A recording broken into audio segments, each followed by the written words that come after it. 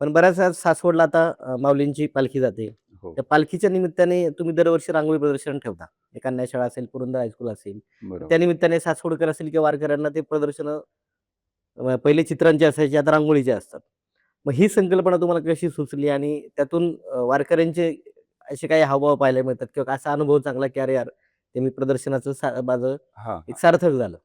तर आता हे सुद्धा हा सुद्धा विषय वेगळेपणातूनच येतो, हं, हं. की आपण प्रदर्शनं म्हणजे मी त्यापूर्वी प्रदर्शनं जी पाहिली होती, ती चित्रांची पाहिली होती किंवा आमच्या सरांची रांगोळी प्रदर्शनं वेगवेगळ्या थोर नेत्यांवरती वगैरे आणि त्यांचे सुद्धा 35 एक प्रदर्शनं झालेली आहेत. बरोबर. 32-35 काहीतरी आहेत. तर मग मला असं वाटायला लागलं, की जी आपली आषाढी वारी जी जाते, आपल्या गावावरून जाते, बरोबर. तर त्याच्यावरती कोणीच तो विषय घेतलेला नाहीये आणि माझ्याकडं हा वेळ नाहीये, की वारीमध्ये जाऊन मी वेळ म्हणण्यापेक्षा जी काही सोय असते हं. वारीमध्ये जातानाची हो, हो. वॉशरूम वगैरे, तर हे मला थोडंसं जरा हे होत होतं. तर म्हटलं आपण तिकडं न जाता आपण इथंच म्हणजे आपल्या गावात म्हणा किंवा पुण्यामध्ये राहून काय सेवा देता येईल? बरोबर.